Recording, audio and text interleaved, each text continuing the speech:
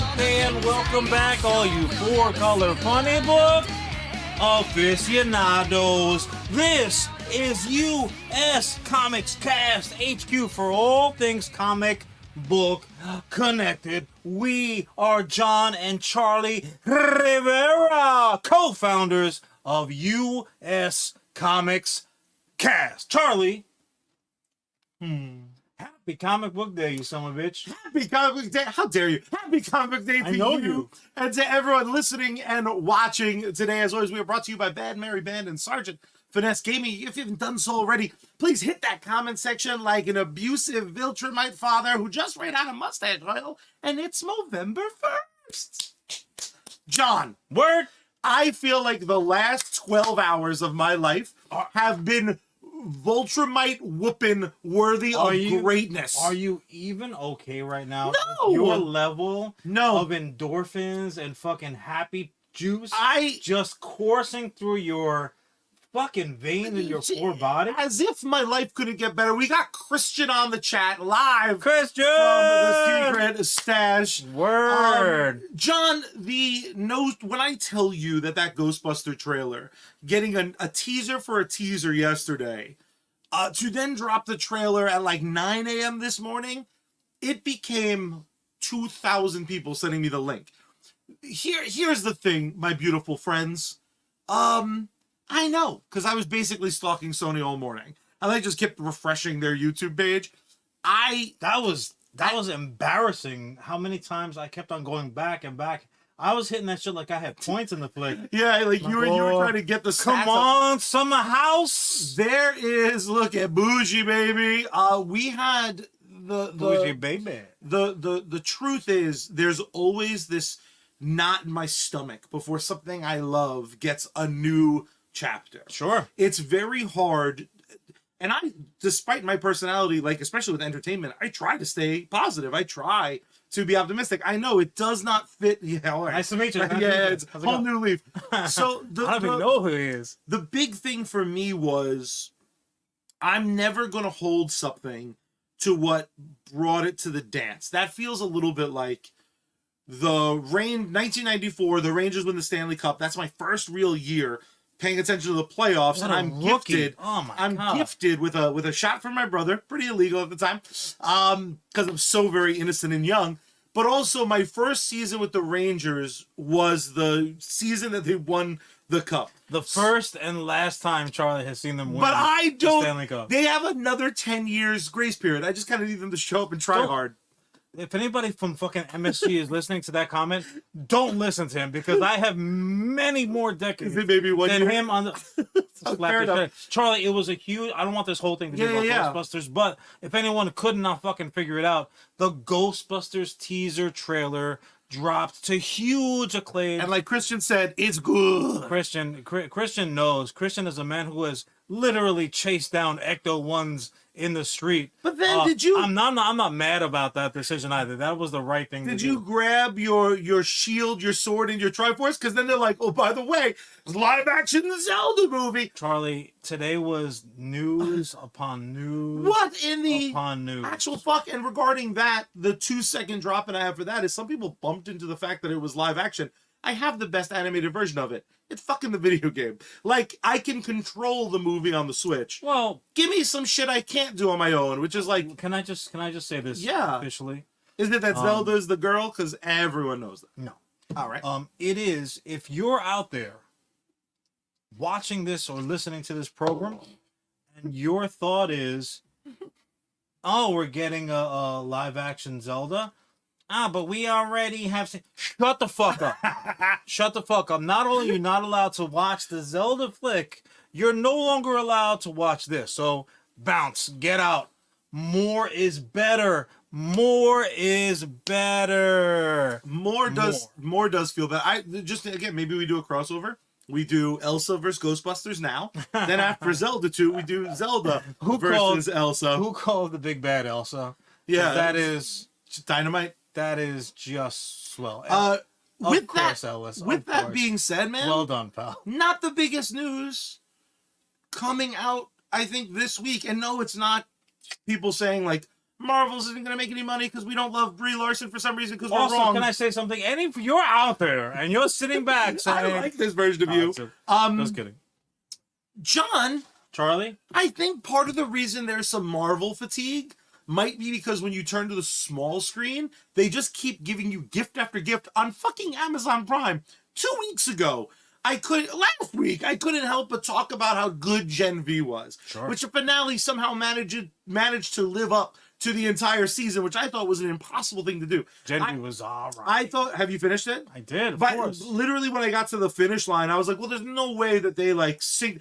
And then they scored an extra goal in the last 30 seconds. This is not our topic, but truly, as Gen V wrapped this season, the singular thought was like, oh, no more daddy like. I was really what I really loved, not happy. What I loved though is you didn't have time to even shed a single tear, because then they said, boom, Viltrumites are back, bitch, because Invincible Season 2 has launched. We're getting half the season now, the next few weeks. I believe the next 4 weeks we get, or 3 more weeks now, we get new episodes of Invincible Season 2. They take a little break. They come back in that 4 more. Bifurcated, like, hey, you like this? Go fucking have some eggnog, because we're going to have some more for you in a little bit. I don't know if you want to make an official announcement elsewhere, but you mentioned a new tenant we added to the rule book of USComics, and part of me thinks it might because I just watched Invincible do it so well, because they managed to, in that first episode, bring every emotion out of me. Now, I love Invincible. I bleed Invincible, right? That omnibus that I borrowed from you is burnt into my mind's eye. With that being said, the cold open of season 2, which, slight spoiler alert, shows like, well, what if Mark was a little bit more pliable to his dad's plan? And they showed the multiverse, where one of the many multiverses where Invincible was like, nah, bitch, we're going to run this joint. It is the fucking most cold-blooded. Christian, again, coming to us from Facebook chat, because we are live on Facebook, Twitch, and YouTube. Invincible is, I don't know how the fuck you manage to drop a season 1 that is genre-defining, and then you come back with season 2 and you're like, fuck season 1 even. See, I hate to do this to you so early and just start ticking off the, like, yeah, but also don't forget. Like the yeah, but. So first and foremost, big ones, little mostly, it's not like a small spoiler to say that that's how the season. Fair enough. That is literally an audible version of episode 1. Today from Audible, the fucking audio play read by Charles Rivera. But yes, absolutely, very much. All right, you know what? Let's just everyone pretend we went back 10 seconds. Spoiler alert in effect for the thing I said before.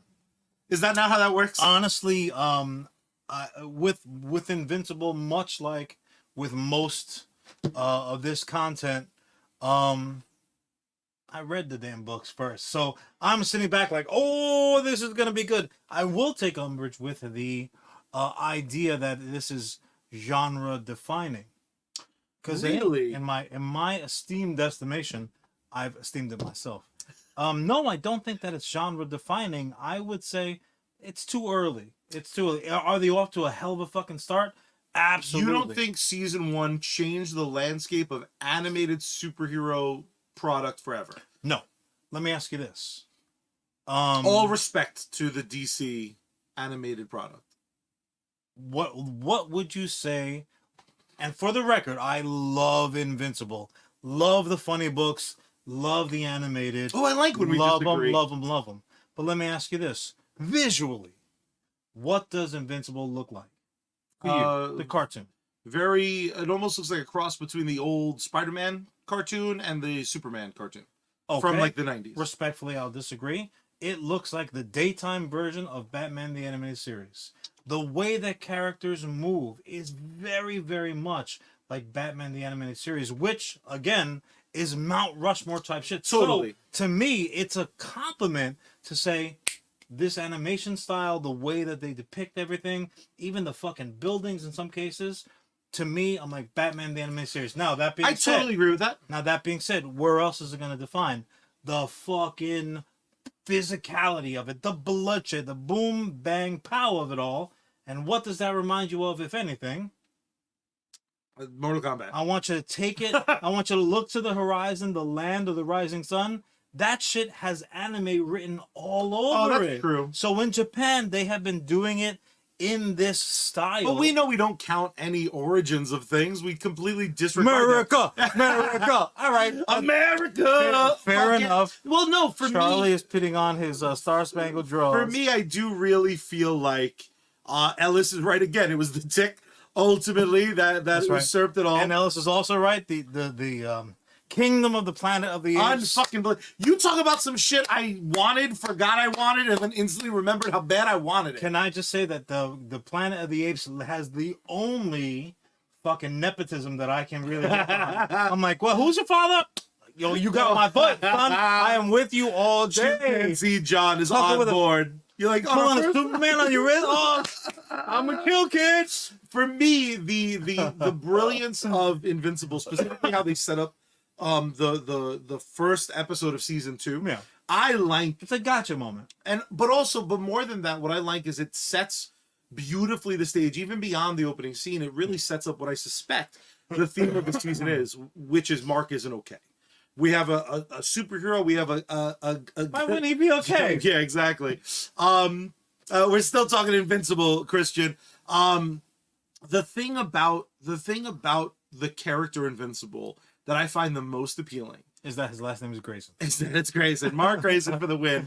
He doesn't have the same buttocks as Dick Grayson, but And Charlie he has tries, and I do real deep. The thing about the thing I love about Invincible as a story, and I think season 2 is going to give me a lot of it, is this is not a character who's established and having a fall from grace. Invincible is still very much in a phase of like learning to fly. It's a baby. He's becoming Invincible, which one day he may well be, but for now he still takes a whooping. He's still wearing yellow. He's When not even you- in black and blue yet. When ignoramuses, not to go off topic, but when morons, when really dumb silly heads. Damn. I'm sorry. I love what I love. You know I don't like that kind of language. The bad faith among us when they talk about Superman, like Superman fucking he's no fun because he can't get hurt. Invincible's name is Invincible, you fucking morons, and he constantly has like a broken tooth and a black eye. He heals fast, so it's a great reset a la Mortal Kombat rounds. But there's Invincible bruises like a grape. What are they talking he about? fucking does. What I Like him as well. I don't think there is anything from that first episode, everything with Robot, both in our universe and the alt universe, everything with Adam Eve, the best name in pundom. Every single character, fucking Rexplode, Not Bulletproof? not Bulletproof. I thought Bulletproof was the best name. You know what's so funny though is that interaction. I would watch Rexplode and any other character I mean, like for half-hour chunks for eternity. that's because, I forget his name too. It eludes me. Yeah, Even the fucking- character from the league's name damn it. eludes me. Someone can help us out on the comment section. Also, Ellis, our unofficial producer, is the sound better this time? We had a broken mic last time, so someone in the chat could tell me that. John, let me simply ask you this: in a show filled with phenomenal moments, specifically talking about season 2, episode 1. Let's do a slight spoiler. What was your favorite little chunklet from this episode, if you even have a specific one? It's okay if you don't. Or it's okay if you don't want to talk about it because maybe it's a little bit too You know what? spoilery. Like putting the writer's hat on. Honestly, there are the quiet moments. Those are the ones that you don't talk about. Oh, did you see this? Did Yeah. you see him put through the wall and fucking bent in half and ba ba ba ba ba ba ba. The moment when he gets to the house and his mom has company, little Russian conversation, which I know a little something about. And he was kind of a dick. Yeah. He was kind of a dick. He was rude to his mom's company, and he was kind of a chump to his mother. Look, it's not her fault. She's Yeah. the last one who was at fault. And, Literally got called a dog. and so what Mark is going through, his mom is going through 10 times worse. Yeah. She was fucking basically called a pet. And No, she, literally a pet. She was literally called a yeah, pet. yeah, basically. Oh, I think literally called her like a dog, but yes, Fair exactly. enough. Not to I split couldn't remember hairs. which one of us was right, which one was wrong. I get it. Just err on the side of me. You'll do better. I You'll do refuse. I better in refuse. the long term. But yeah, like so in that same vein of well, hurt people.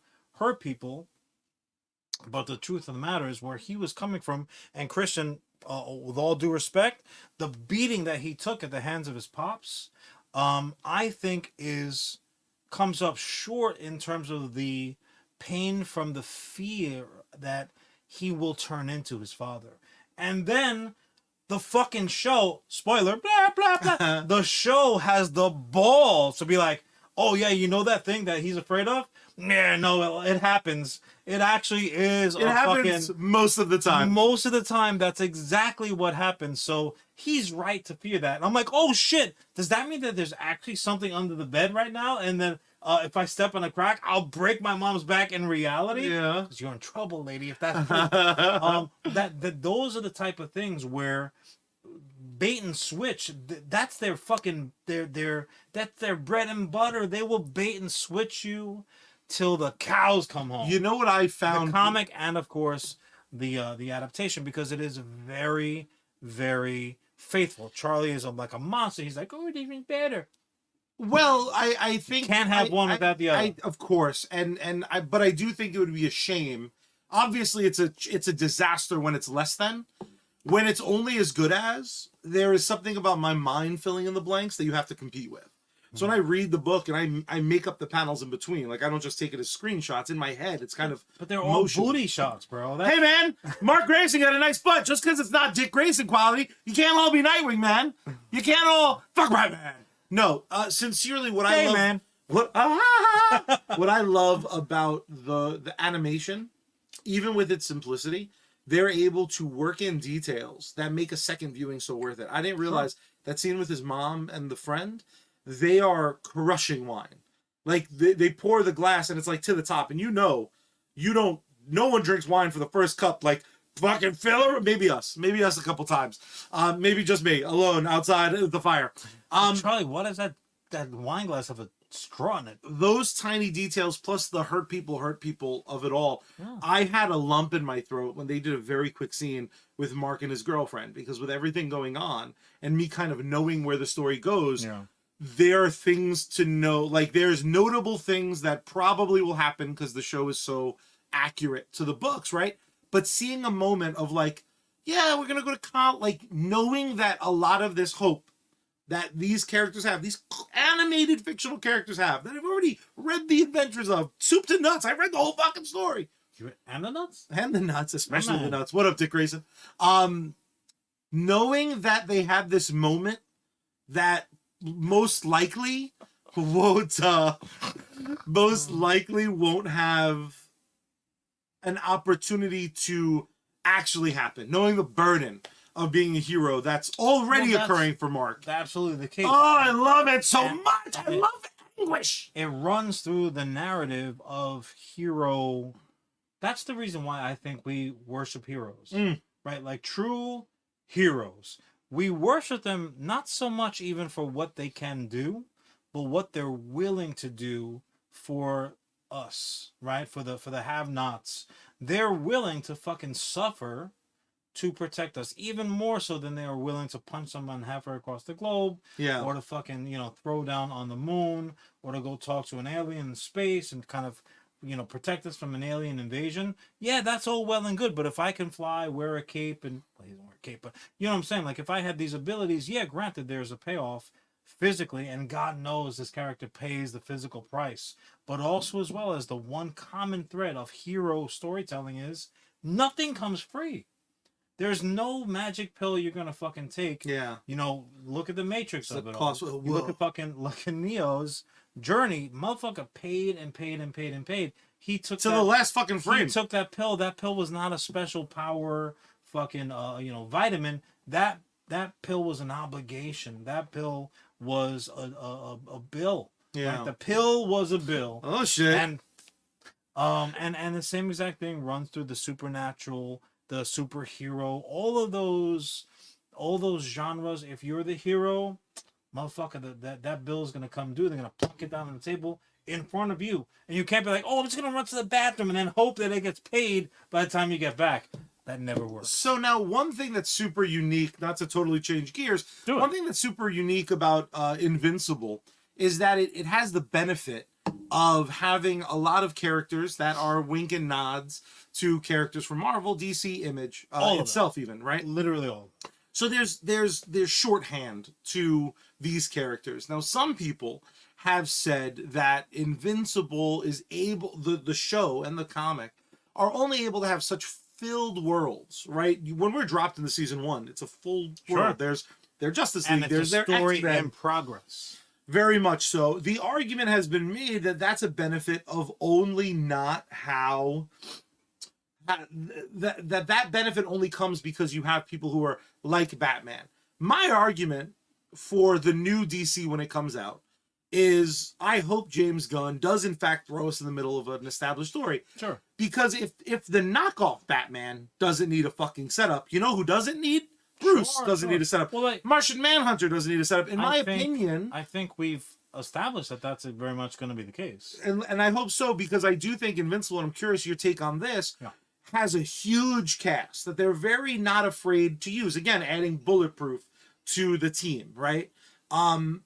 Do you think there has been a better argument than Invincible for like, no, people are smart. People who watch this aren't bumping into like, who's people aren't getting confused about who's who and what's what. I just want to make sure that I am seeing and hearing this properly, because what it sounds like to me, what it looks like to me, is that the kid who says, yeah, you know that in media res bullshit, I hate it. Don't drop me in the middle of a story. I wants to see the beginning. Is now saying Invincible, who we are in agreement with, is just the tits in terms of storytelling, is doing exactly that same thing, and also as well as Charlie saying, hey, you know what, Mr. Gunn, I've got a really great suggestion. Do what they're doing. Is that what I'm hearing? No, what I'm saying is... I thought that was what I was thinking. I guess I was wrong.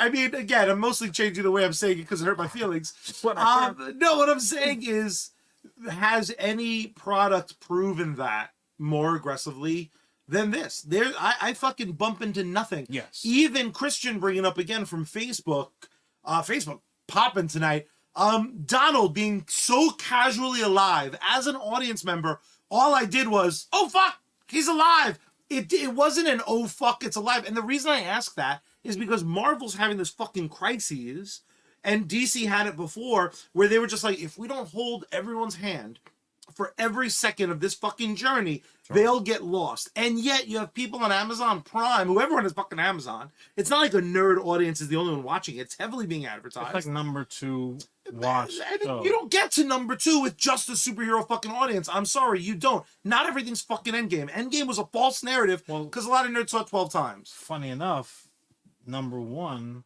was Gen V. yeah. So good point. The audience is what they're rotating. Yeah, no, we kind of like joke about it here, but that in media res of it all to start a story in the middle is not a new concept. Yeah. They were doing that shit back when fucking Plato and Socrates were jotting down, hey, here's a little epic for you.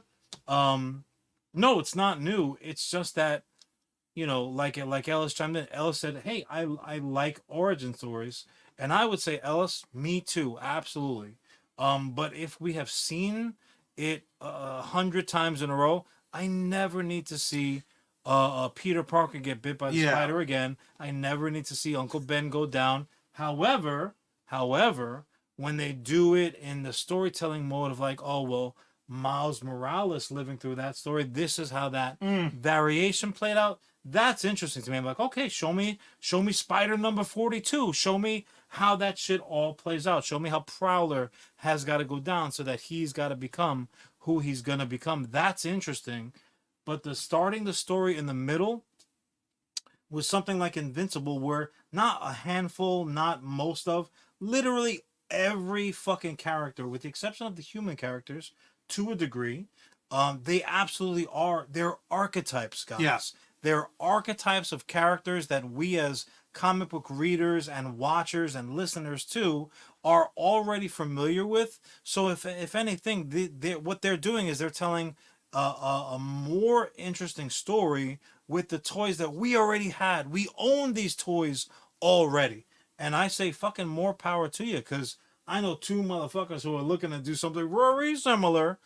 You're telling a Batman story without using Batman. You're telling a Superboy story without using Superboy. That's how you do it. That's how you tell interesting variations on the theme. I also think, to Ellis's point about linking origins, ultimately Invincible is an origin story about Invincible. And being able to put a new character in a super fucking interesting world always pays dividends. There's a reason the Watchmen story isn't about the old team.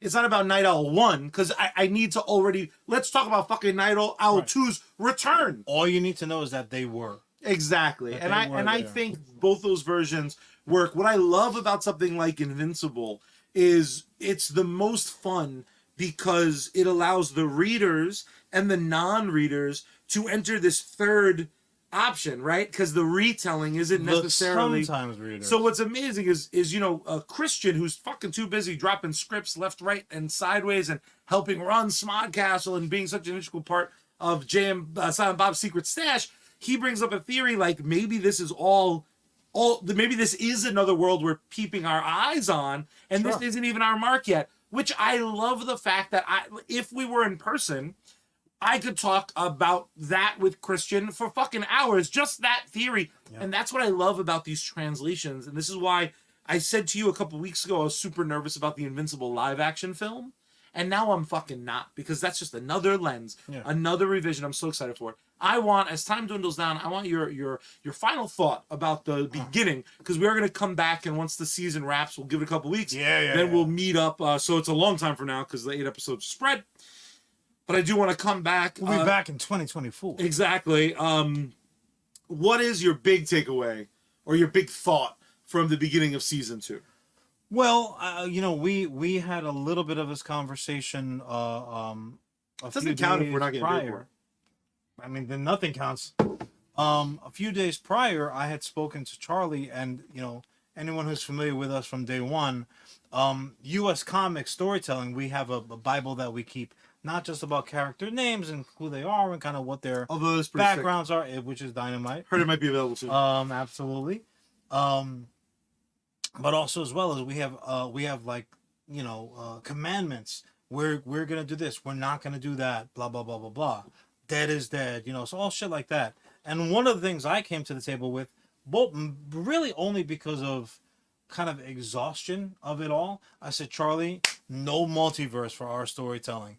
We're gonna tell singular story, keep everybody on the same fucking page, and not worry about any of the, well, maybe, but what about this and that and the other. Literally, I felt like minutes before, I'm like, oh shit, but that version is pretty good. That's a pretty dope variation. So to have a show or storytelling, and granted, I didn't think about it prior because I read the source material. To be proven so immediately wrong, so quickly, I basically had adjusted and shoved off to the left and got real comfortable. And before they were like, yeah, you know what, but what about this, dummy? And I applaud that, man. I just like in my romantic relationships, little humiliation goes a long way, baby. I was just instantly like, oh yeah, but that type's okay. I don't want to. Let me hold your purse and we'll walk to the mall. I don't want to discredit my own shit, but I do think accidentally Ellis has stumbled onto. Can we please call the USComics Bible the King John Bible? It's just sacrilegious enough to be adorable to me. No? My big takeaway is that every single fucking time, I think that we have seen the cool thing Invincible proved to me more than anything else. Season 2 was, again, I forgot the multiverse was involved so heavily in Invincible so early. What it proved to me is even when I think I'm like a little bit over something, I'm fucking not, because good is literally always fucking good. Good is every single time fucking stupid idiot selling Prime wins the US title, I can watch AEW and see real wrestlers do real wrestling. And if you disagree with anything that we've said at all ever, well, you're wrong. But more importantly, if you don't think Invincible Season 2 deserves every fucking ounce of attention that it's getting, then you have a lot in common with one goofy, no-neck having some bitch named George Lucas, because George Lucas is alive.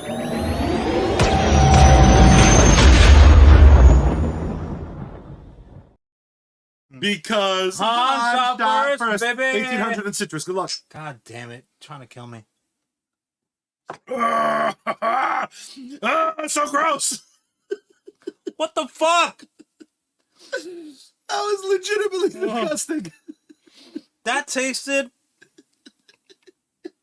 That tastes like boogers and pain. That tasted like the cold medicine that they took off the market. Like, oh, that cold medicine, $8 a bottle doesn't, that shit don't do anything. Folks, it's called the Han shot because I invented a shot. Well, you need to make a bottle for me. I don't know what to tell you. Oh, that tasted like the juice at the bottom of a trash can. Yeah. That's just sitting there. Oh, gross. 1800's one of our new sponsors. Yeah. So if you get... Not anymore. Damn it. Oh my god. Now that I've ruined your fucking taste buds forever. Yeah. And you made me dinner before the show. You did so much nice. This kid is just straight up mean to me, folks.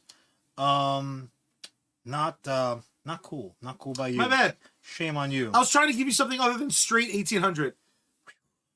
My ears are warm. Yeah, no. I don't know what I did to myself. There's blood coming out of that one. So, that shot has just kind of put me in the feeling like I want to put on a huge, fucking fleshy, giant inside out suit. Are we talking about the Grayson turn again? into no, that's okay.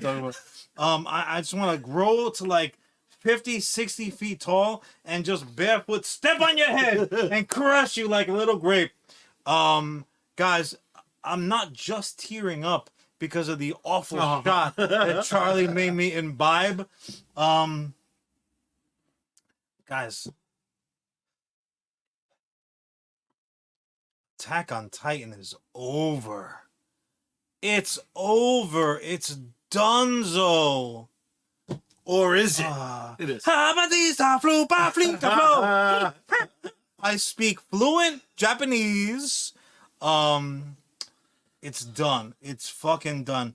Attack on Titan, which, as we all know, or at least we should, began as an award-winning, all-time Mount Rushmore-esque manga series. That's Japanese for fucking comic book.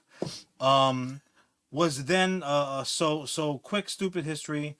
Again, Kodansha's monthly magazine, Binasu Shonen magazine, from September 09 to like April 21, 34 collected volumes. Good job. Thank you very much. This was, I hope Mike from Bad Mary is proud of me, my pronunciation, a fucking all-time Ishiyama, god, that's the real kaiju of storytelling right there. An absolutely bomb manga series. If you haven't read it, do yourself a favor, go out, pick it up. I'm pretty sure we can pick it up at Jane and Bob's Secret Stash over in Red Bank. You can fact check me on that one, Christian, if you guys don't have it in stock. I think I know the gal to get it in.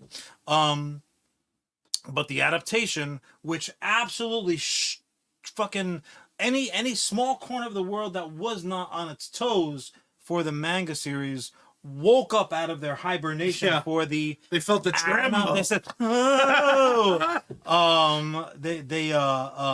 They absolutely woke up to the reality of this is dope, fucking storytelling, and I don't know. So Charlie, let me ask you this, and again, this was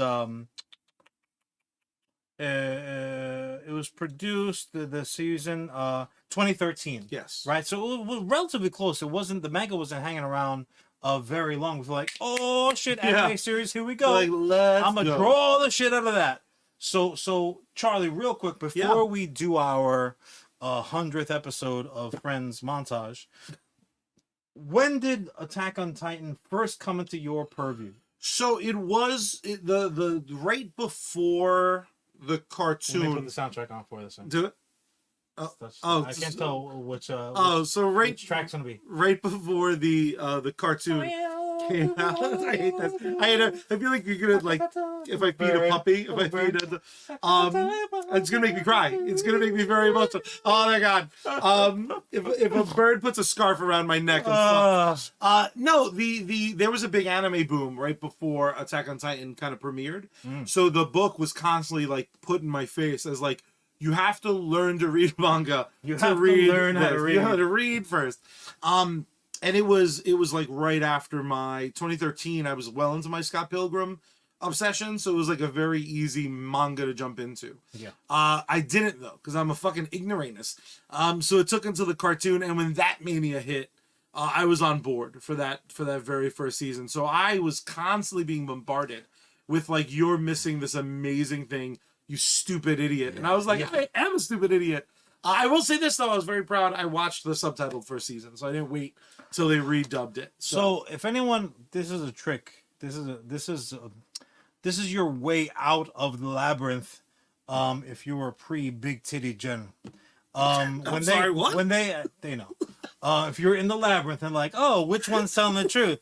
Like the modern version of that, the labyrinth fucking question.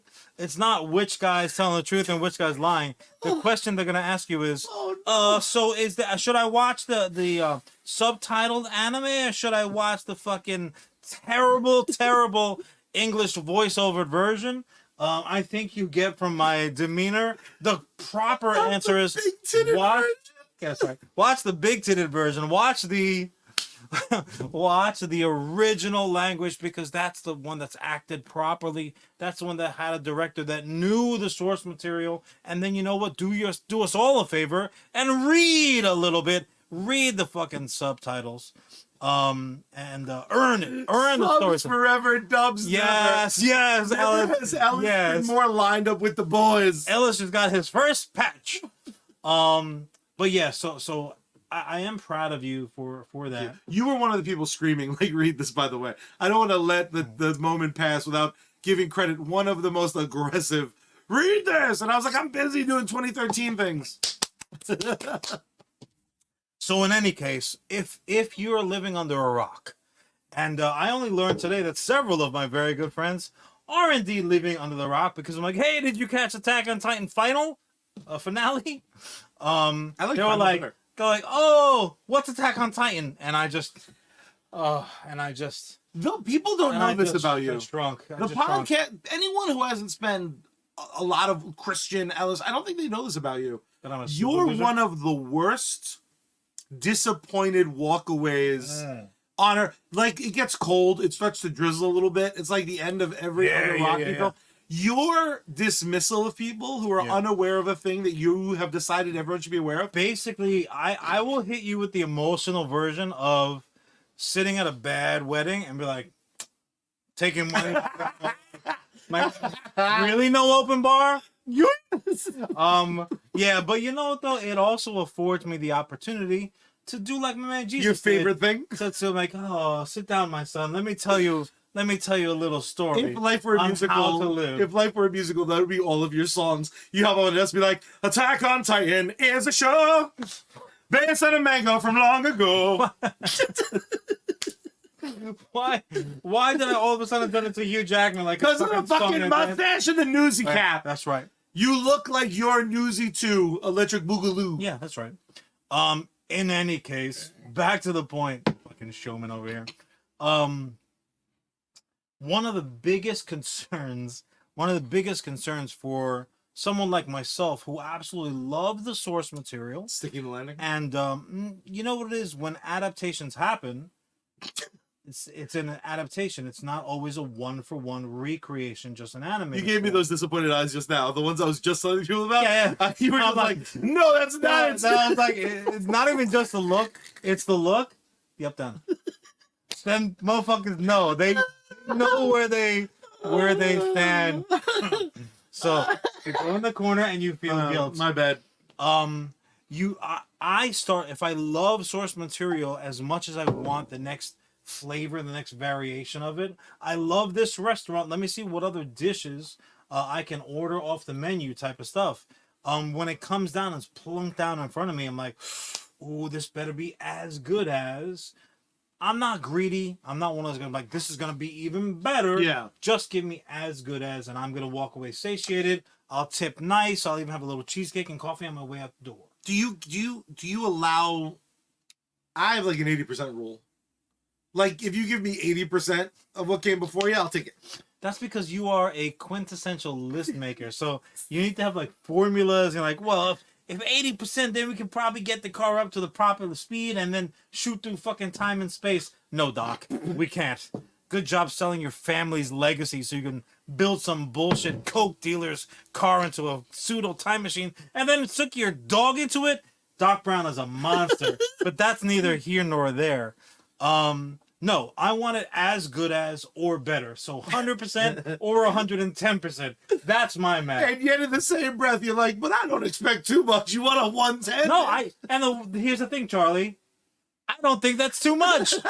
I don't think it's too much. If I'm like, you have a blueprint, you dumb fuck. If I say, here, chef, here's the best fucking ingredients ever. Like if I'm on the Iron Chef, I'm gonna be the guy's like, oh, tuna, like a fucking flip out because tuna is delicious. Yeah, they tuna.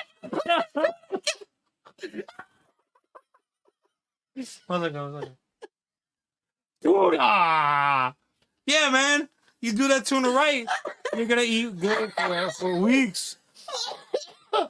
If I'm giving you source material, like Attack on Titan, and you're going to adapt it into an anime series, it had better be fucking gorgeous, and you had better stick to the script. And I am here to tell you again, this is spoiler free, guys. Yeah. Because I realize not everybody at the time of this recording will have seen the finale by now. Maybe you are waiting for the dubbed version. You're a monster.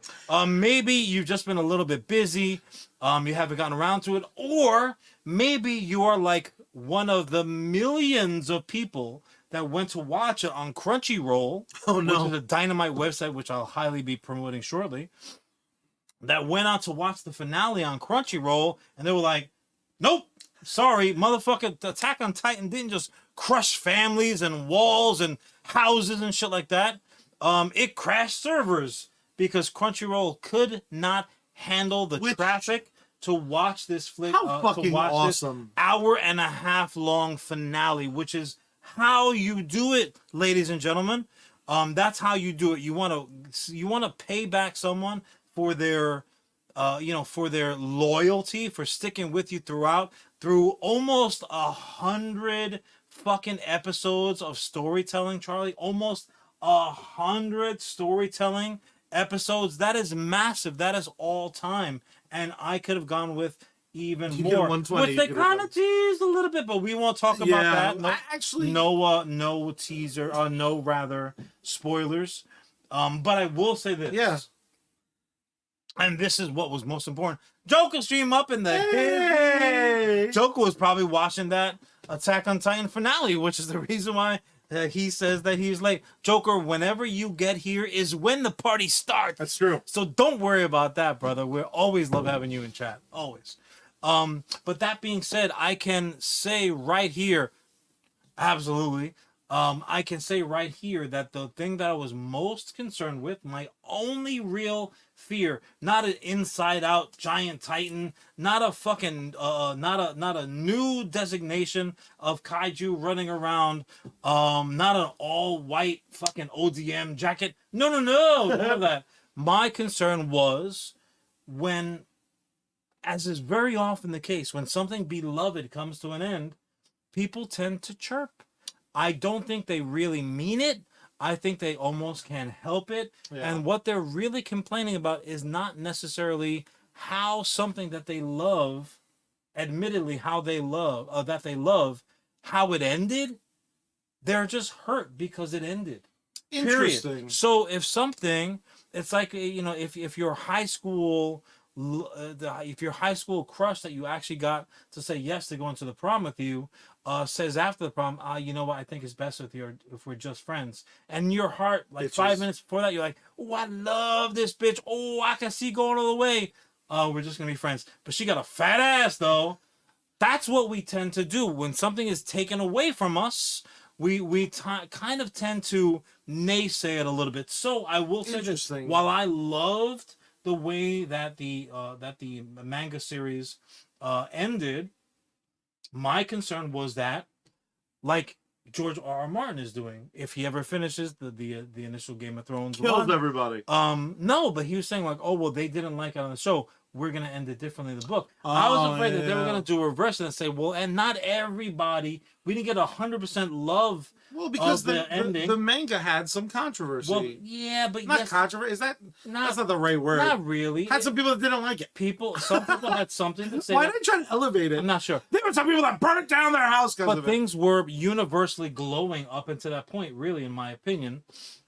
I was afraid that they were going to succumb to the pressure and modify the anime ending, but I'm here to tell you, it's the easier road. Of course it is. It's the chump road. It's the coward's way. It's the coward's way. It's the coward's path.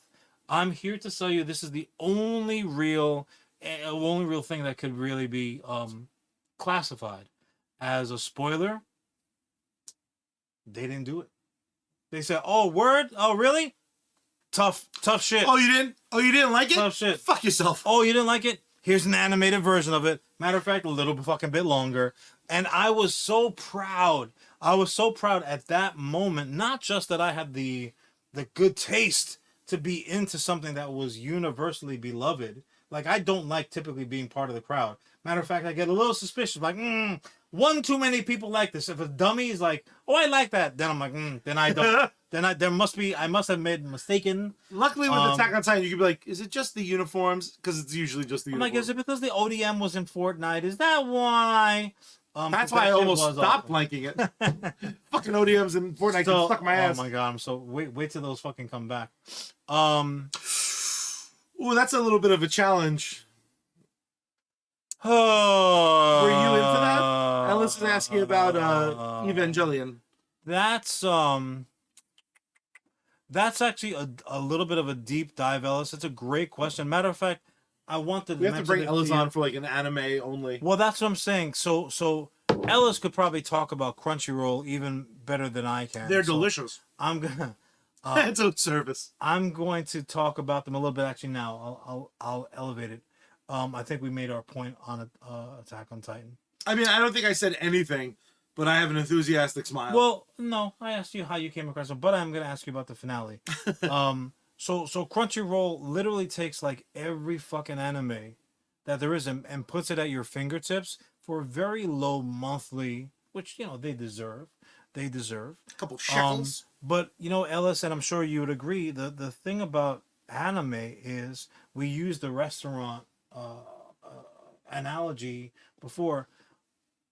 Anime is like the biggest fucking restaurant that there ever has been or will be. It is the IKEA of restaurants. But and they have like everything. You know what it really is? It's what was teased on Loki. It's the automat. Yeah. Like one row of pies. You slip a nickel in. Oh, give me a pie. Oh, you want a fucking roast beef sandwich? Give me a nickel. Here you go.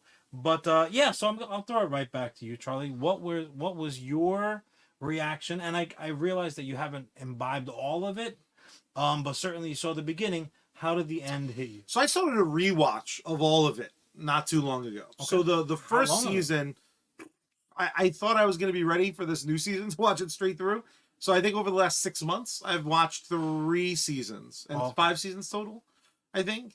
So I'm deep in the 3rd season, but I rewatched. Seasons is such a poor. Yeah, it's such it's chapter. So many episodes. With that being said, I specifically made time to rewatch episode 1. Okay. Before I watched the finale, because I kind of love bookends. Sure. First, mostly the fact that it's even more beautiful now than it was when they started this journey makes sense, but also was surprising to me because sometimes shit loses budget. The finale made me cry. But also, my read of that first episode, I suspect, is different than some of the naysayers, and it all boils down to this. And this isn't a spoiler. What naysayers? There's a lot of people that were like, "Fuck the finale." I came across the finale. the finale. I thought you were talking about the. But their dislike of the finale comes from, I think, their misunderstanding. And it's the very first episode. There's a very important line that these people want to be like birds. They want to fly free from this fucking gilded cage they put themselves in. Well, more than anyone else, Aaron. Again, I wasn't sure how much detail you wanted to give out. But Basically, Aaron is no detail. Aaron is basically fucking Jenny from Forrest Gump. I thought you were gonna say from the block. He wishes he was a bird so he can fly far, far away. So now here's the thing, though. I always read Aaron. Fuck you for no selling that. Sorry. Forrest Gump is not something that works with the conversation every minute. You almost killed me before. I need to maintain some sense of like maturity. Aaron has always been a dog to me. He's a dog off the leash at times, but he is a dog, and everything good that comes with that, loyalty, companionship, defense, comes with the negatives. A fucking dog ain't a bird. So the finale for me has always fit my read of Aaron perfectly. So I was so satiated because it felt like the finale was like, "You were right, Charlie," and that to me is one of the greatest feelings on earth. A bunch of other people, the finale comes like, "But it's not." Like, he knew it was a fucking bird. He wanted to be a bird. That's not the same shit. So I sometimes am very taken away, or I'm taken aback sometimes when I have such a different fucking experience than everyone else. Because I like reading criticism. Sometimes just to be like, am I watching this through two rose-colored We've established lenses? that you like being irritated. You're like, Why don't you turn on some sports radio, bitch? Let me, what can I watch or read right now that's gonna grind my gears? Oh, I know. Fucking guy. Jenny's his cinema's most heinous monster. Yeah, she's awful. Agreed. She is awful. She's awful. But yeah, no, I truly. Red Pirate Robert should have fucking left her where she was laying. The visual, the last 10 minutes alone. That was your payoff? Make the series. It's gorgeous. I got literally emotional. And what's really great is I feel like the last 15 minutes give you every flavor. It was like the Neapolitan of emotions. It gave you every single flavor. I was fucking furious. I was sad. I was happy. I was glad. I was grateful. So I think that finale is a masterwork.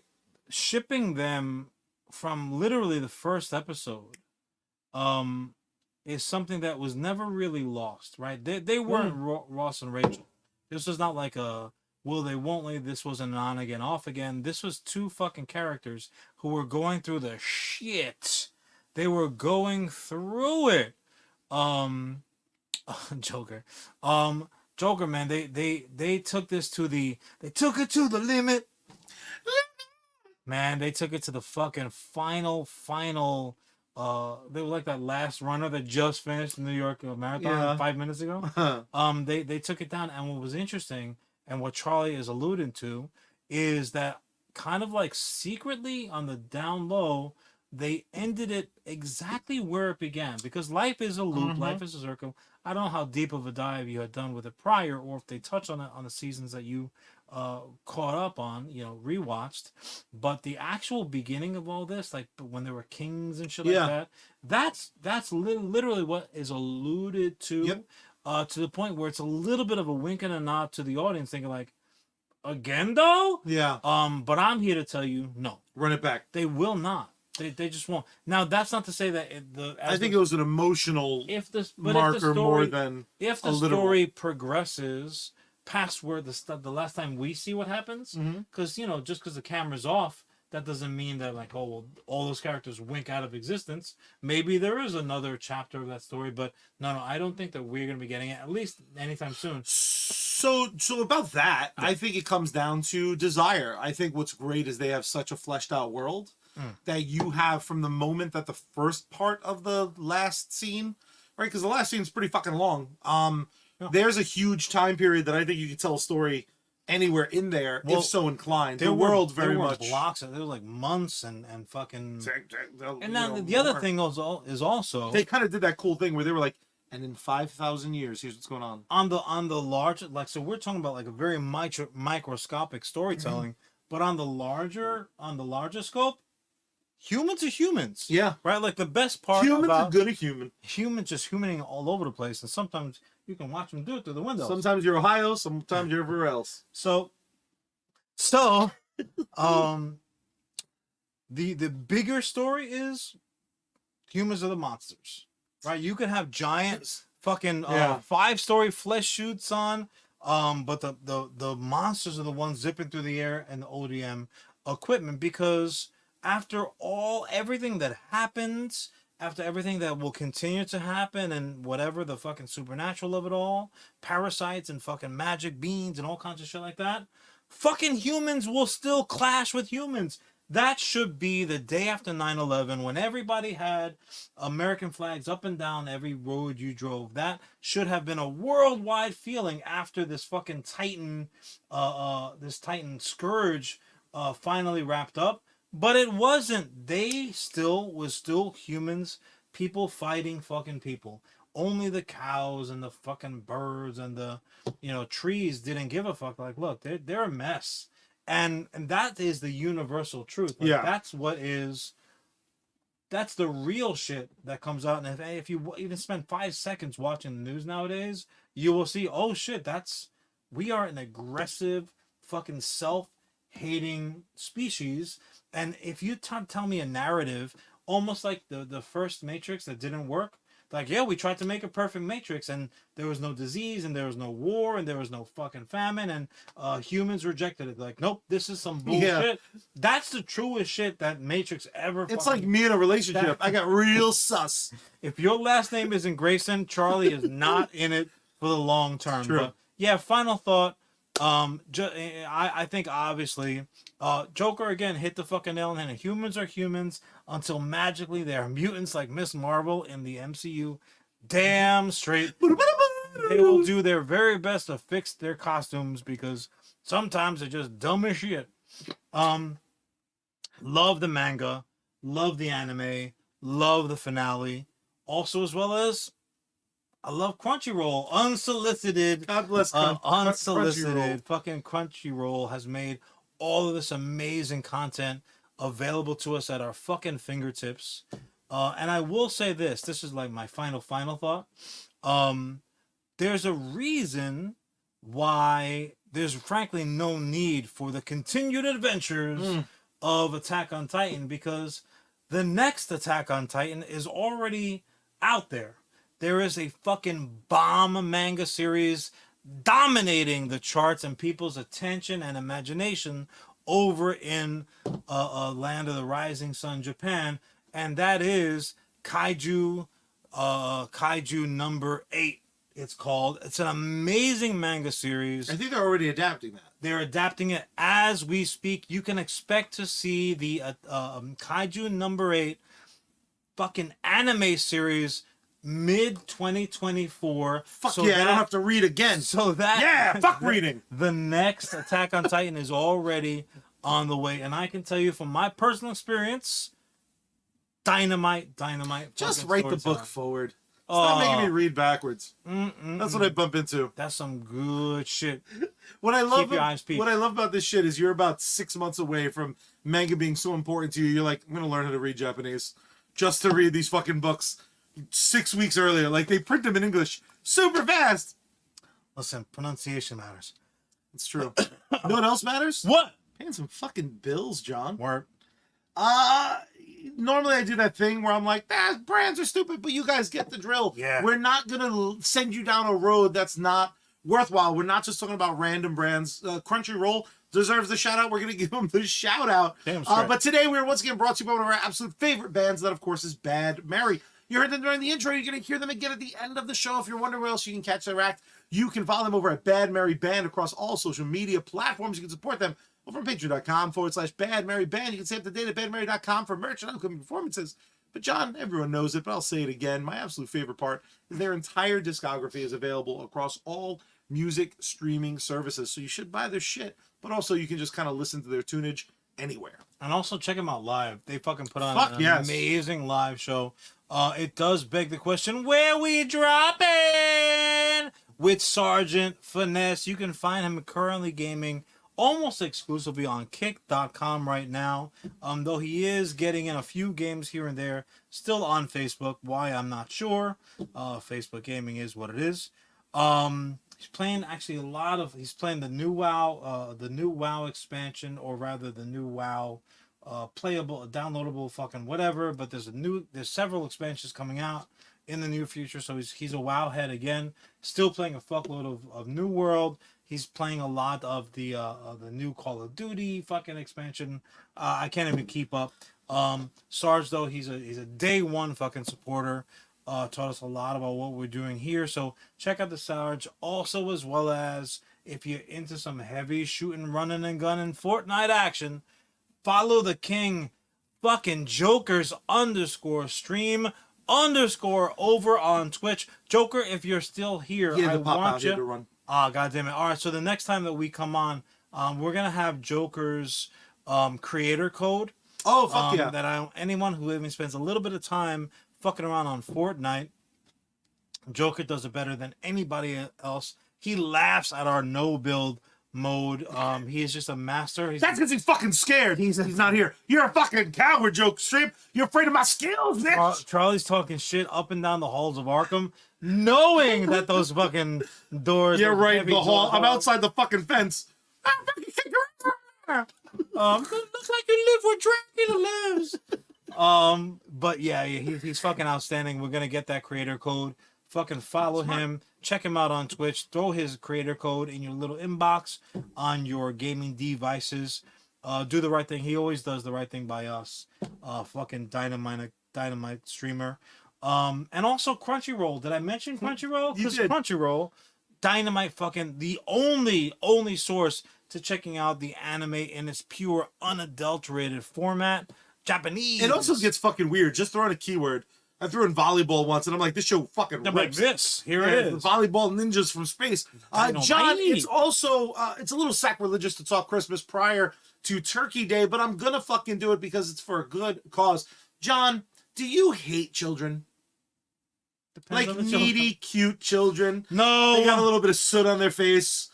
'Tis the season to give back, but I know how difficult that can sometimes be. So I, once again, am leading the charge for your Long Island Ghostbusters, and we're doing a Toys for Tots fundraiser. It's going incredibly well, but here's the catch. You donate $10, I'm going to send you a random patch that I or Ellis designed, and they're absolutely fucking incredible. For that $10, the patch should be enough. But no, I'm going to do even fucking more than that. I'm going to give one lucky person the HasLab Proton Pack and Wand. You can't get it fucking anywhere. Oof. Constantly selling for between $800 and $1,500 on eBay as we speak. But John, the brand new HasLab that's up right now, 2 in the box, a Ghostbusters Ghost Trap, and a PKE meter. Everything at retail worth about $1,000. When all is said and done, it's going to be worth significantly more by the time that it goes out to you. But if you donate at least $10, get the patch no matter what, and you're entered into our raffle. You can get all of the details on the Long Island Ghostbusters Instagram, which is at LI Ghostbusters.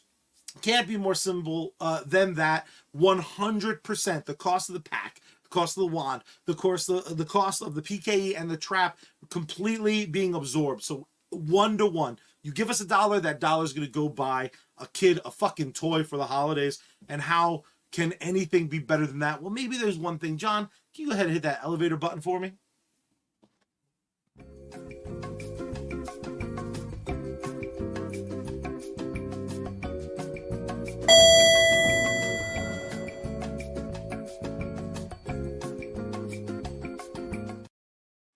Oh, you done fucked up today because the stairs are closed and there's only one elevator, Mr. Producer Man. So I hope you don't mind if I ride this elevator up with you. The good news is I know security. Nah, I am security, bro. I work here. I really figured this out. Here's the thing. Hasbro crushing it. I heard they're involved in a very cool Toys for Tots donation drive. You can check that out, LI Ghostbusters, on it's a new partnership we're working on social media. But I also know that you guys love, what's that stuff? The green stuff. I have a little bit of it. I want to add more to it. Money. You guys love money. And sometimes very much love kryptonite. There is one product that you just sell so much of. You have a HISS tank that's being shipped out right now. You got a helicopter coming next year. If the names Lady J and Duke put a little bit of blood to your no-no parts, then you know I'm talking about your real American heroes. I'm, of course, talking about G.I. Joe and Cobra, the enemy. I have a G.I. Joe pitch for you before you fuck up. And are you mad that I'm using the newer logo? Hold on a second. Oh, God. Hold on a What's second. happening? What's the matter? Young man, I don't want to cut into your time as we rise to the penthouse. It's fine. The elevator hasn't opened yet. Are you telling me Uh-huh. in my executive Hasbro offices Yes, uh-huh. that you are candy ass, even though some people have to question it, younger than me, second hand me down G.I. Joe toy having motherfucker, are about to pitch me, the OG, a G.I. Joe project? Kind of. Charlie, do you fucking know how OG I am, son? You're very OG. But I had the first wave of 3 3/4 figures, sir. I had the whale. I had the fang. Motherfucker, I am a card carrying member of the, I can't show it, of the fucking clan, son. Of the clan. Not that clan. The Aragashi clan, bitch. No. Are you telling me the tattoo having this motherfucker that you're gonna cannot pick believe me that. a fucking G.I. Joe story right now? Yeah, I really am. All right, I'm ready. Let's do it. Oh, I love that so much. But John, here's the thing. I know you, Mr. Producer Man. No, you will not wipe it off on me. Oh, no. Amazing. Here's the thing about G.I. Joe, and here's what I think they fucked up. They have had 2 live-action G.I. Joe movies. Yeah, trash. They have had a spin-off attempt with Snake Eyes. Yeah, no, garbage. Now, here's what I think the problem is, and here's the central crux of my pitch. What we need to do is we need to focus on a few characters in a wider world. We were talking, I'm not sure if you ever listened to USComics Cast, one of the best podcasts. They were talking about big, wide universes that are relatively already established, and us getting kind of introduced by way of a relatively fresh a character, right? So we're not only doing a G.I. Joe movie, we're centering it around motherfucking Chuckles. Chuckles! Welcome to the world of G.I. Joe, if we can get the clearance, Impossible Missions, because there's going to be some winks and nods to a franchise you might not know. That's probably not the name, but we'll come up with something That's cute. a working title. G.I. Joe Covert Missions is the title I actually suggest. I was just trying to pop you with the Impossible Missions. Now, here's the thing. I reached out and I got some talent involved because I know you like it, but also I know you like big gains and not huge budgets. So we're not going to fill this with A-listers like last time. We're not even calling The Rock back because this is going to be a very clearly... Oh, he's a little bit over it. But do you know former WWE superstar, world champion, intercontinental champion Dolph Ziggler, who they foolishly got rid of? The guy looks like $1 million. He has agreed to chop that fucking hair off, and we got him starring as Chuckles. He has signed a 15-picture deal, so we got him for however long that we need him. Sorry, sir. Didn't mean to spittle on you. being hydrated over here. So now our movie opens up. We're doing lots of big set pieces, but most importantly, John, what we're really going to invest in is that toy line. We're going to get you some toy money. So even though we're not going to have 50 characters from the movie, we're going to have some bats, Arctic and regular. Snow Job shows up. Duke shows up. Chuckles obviously is key. Cover Girl's a key character. We're going to see Destro. We're going to see Zartan. We're going to see his sister and brother, Zorana, and I forget the dude's name. What's really great about this, though, is it allows us to have a little bit of Jason Bourne, a little bit of Mission Impossibles, a little bit of the newer Bond films, right? So we open up a big fucking Arctic set piece. We see a fucking Trouble Bubble with Destro. You can kind of see him if you wink. Trouble Bubble's terrible. Trouble Bubble flies out. Don't worry, we're not going to be too long. Terrible war machine And dynamite toy. And we fucking get the fucking Arctic bats. The fucking robots are in this fucking movie. So right out of the gate, you're like, what's going on here? And what do we see? We of course see like a red laser. Is it the laser guns? No. Just like you always said in your pitches to me when you were just my brother. Tracer rounds going off and fucking missing because it's G.I. Joe. Oh, boom, we see Snow Job. in all his fucking ridiculous glory, the big fluffy fucking hat. Then we see CoverGirl in her Arctic gear, and then of course we see Chuckles, who even in under his jacket still has a fucking Hawaiian Naturally, print dude, come on. shirt for some reason, and we get this. Magnum PI does not take his fucking Again, I shirt off. want you to have fucking like full fun with this. We're having shit blow up and this, that, and a third. Arctic bats go fucking flying by, but they're relatively fucking fodder. They're cannon fodder. They're like the Ninja Turtle, fucking Foot Clan. They're just exploding left and right. They're there to fucking be dispensed. So from there, we get a great scene. It's made very clear that Chuckles and CoverGirl are an item. They're fucking super in love. We get introduced. The funny guy. We get introduced to the wider, and we're gonna let good old Dolph, formerly known as Dolph Ziggler. We're gonna let Chuckles almost be like Ryan Reynolds-y. Not quite all the way to Deadpool, but his action sequences. Ella's helping me out. There was a very small window in the toy line where there were no Snake Eyes toys on the market. 2 years. There was no new Snake Eyes toys. During those 2 years, the only time you can get a Chuckle action figure. They're both blonde. They've both been seen in Hawaiian shirts. So you can allude to maybe he's Snake Eyes if you want to fan fiction it. But no. Ellis, he's not Chuckles. Snake Eyes shows up in the movie. But we get this, and again, that's the vibe we're going. We're doing high fucking action. We're doing lots of practical shit. Keep that budget down, but we're blowing up fucking old buildings. And this film is going to take us from this beautiful fucking, snowy tundra. We're going to be China, Africa, Berlin. We're going to have like a real fucking sense of the world, and that's where we're going to see a lot of our kind of other Joes very quickly. Just enough to hopefully whet your appetite Cameo. for more to come. The center kind of gimmick of this film is Chuckles has to go undercover with Cobra because they have stolen technology from Berlin that'll allow their bats Cobra to be basically fully autonomous. This version of bats that we're first introduced to, and they're kind of the fodder of our film, we might want to do a PG-13.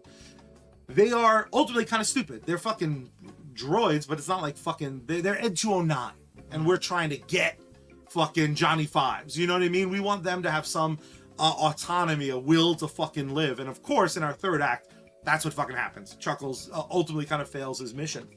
Where this really fucking gets fun, at least for me, is Chuckles goes fucking undercover, and one of the big bads in this fucking film is going to be Storm Shadow.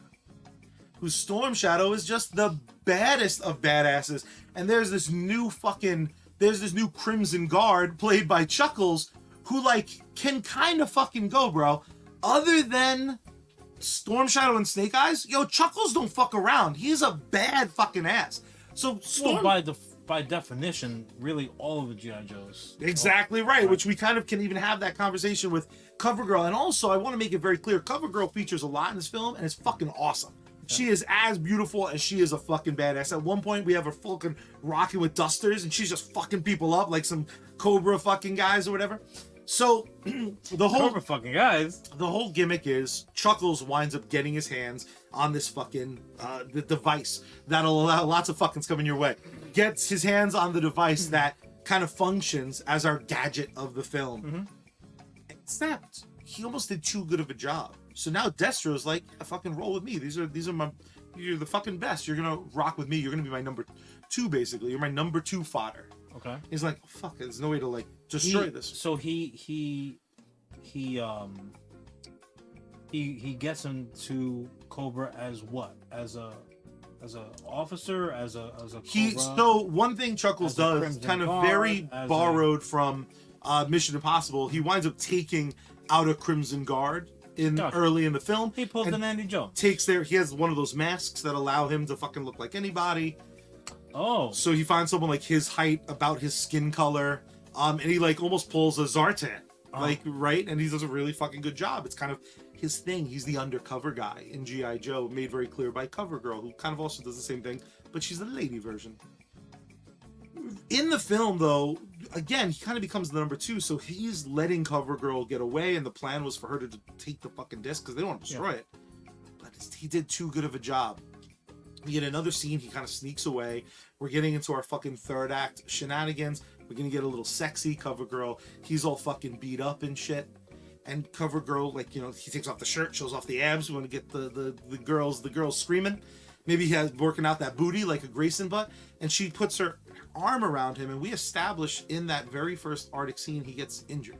He winds up taking a shot to like the rib cage, has a nasty fucking scar. There's no scar. This whole fucking movie, from the opening scene, Chuckles was replaced. It's Zartan. Oh. Zartan kills CoverGirl. Oh, snap. The Joes think Chuckles has turned. Okay. They send Snake Eyes after Chuckles, who's Zartan. Okay. Arctic backs are fucking... Where is Chuckles? Great Is that question. part of the- He is being held in the fucking Cobra Island. He is being straight up... He's tied to a fucking chair, getting his ass whooped. Uh-huh. Like fucking our boy James Bond in the remakes. They're just trying to get information. He has a knocked tooth out. They fucking... The most gut-wrenching part of this fucking movie, because I want some emotion, they show him dead CoverGirl. They're like, we fucking killed your bitch, bro. She's fucking dead. That's where fucking Chuckles kind of re-enters the movie, kind of for the first time since that first scene. He does some cool fucking Chuckles shit. Her dusters were like taken with her fucking corpse in her bag. Uh-huh. He gets his hands on that. They wind up being important. They only really fit on 3 fingers. They're like, you know, because they're fucking built for her dainty little hands. So he's rocking 3-finger dusters, which aren't great for your pinkies. But he fucking goes on this goddamn warpath, winds up trying to blow up the fucking computer, but the bats have already been activated. All is relatively fucking lost. Storm Shadow and Chuckles are fucking go at it. All of a sudden, boom, boom, boom, there's like a fucking gunshot. Storm Shadow looks up, fucking Snake Eyes is on the scene. Snake Eyes fucking lands, draws his fucking sword, Storm Shadow pimps off. Chuckles is like, ha! Fucking Snake Eyes kills Chuckles. Real Chuckles or Zartan Real Chuckles? Chuckles. Huh. Turning the corner is fake Chuckles. Snake Eyes like, I fucked up! Fucking sets Cobra Island to explode. We end on a fucking complete goddamn downer ending. Huh. But with fucking the team now fully assembled, ready to go, and we hit them with that fucking sequel bait. So our first fucking G.I. Joe movie, action-packed, fantastic as fuck, but what we really established with this, we all fell in love with Zartan, and Zartan also played by good old Dolph Ziggler. So we get that character. Chuckles will almost be used to taunt the Joes, because that's Zartan's new favorite form. We're going fucking dark, bro. No one's gonna fucking see it coming. We're gonna sell some toys. We're gonna finally do what G.I. Joe the animated movie tried to with Duke without sacrificing Duke. I fucking think it is unexpected. I think it's awesome. And I think it clears the way for the most famous Joes, Lady J, Snake. It gives Snake Eyes a redemptive story that doesn't involve being a white guy with a bunch of Japanese fucking guys. Clears the way for Lady J, clears the way for Duke. Roadblock. Question. Answer. Why would Zartan maintain the Chuckles To torment persona? Snake Eyes. Instead of getting right to the Snake Eyes Storm Shadow of it, we're gonna set for the series Zartan, Snake Eyes as their main foes. Because canonically, other than Storm Shadow in the Cobras, Zartan's the best combatant. Well, the thing about Zartan is that he's not really Cobra. Yeah, well, that's even more fun because that allows us to avoid the kind of trajectory of what's come before. I think there's a bad taste in people's mouth still from those last couple movies. Mm-hmm. And don't get me wrong, I think some people are going to be like, they can't believe they fucking killed Chuckles. But I think by maintaining the actor, we're kind of using Dolph for Zartan, really. Like a smarmy fuckface with some cool paint on his tattoos. And we're going full Zartan. He's going to have blue skin and shit. Okay. So here's my note. And this is... You're allowed to absolutely give it. This is... Nemesis Enforcer is Eleth. Good point.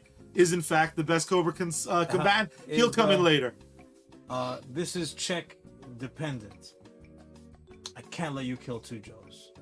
What if we... Can't let you go. Hold on. I got the checkbook. Also, I've got the training. That's my bad. Put away your sword. Don't make me fucking one punch kill you.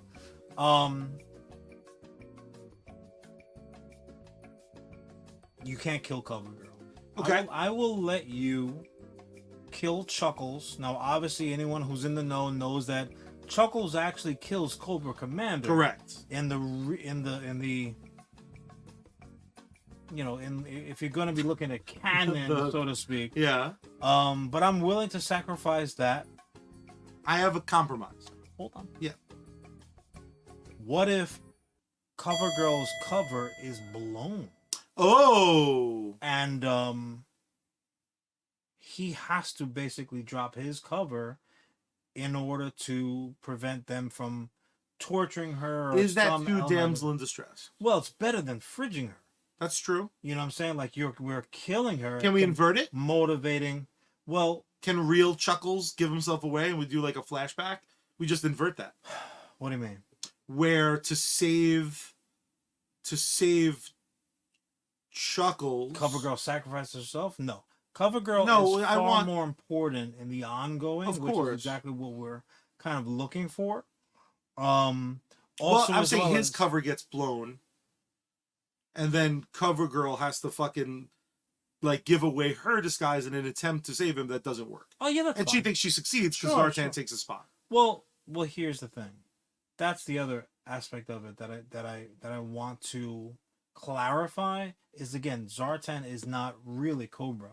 The Dreadnoughts are not really He's just trying Cobra. to get paid for this fucking They're damages. just utilizing it. So, that all being said, what if the way that Chuckles is really able to infiltrate Cobra is the fact that in the prior mini adventure, they fucking get a hold of Zartan's fucking little tech bag.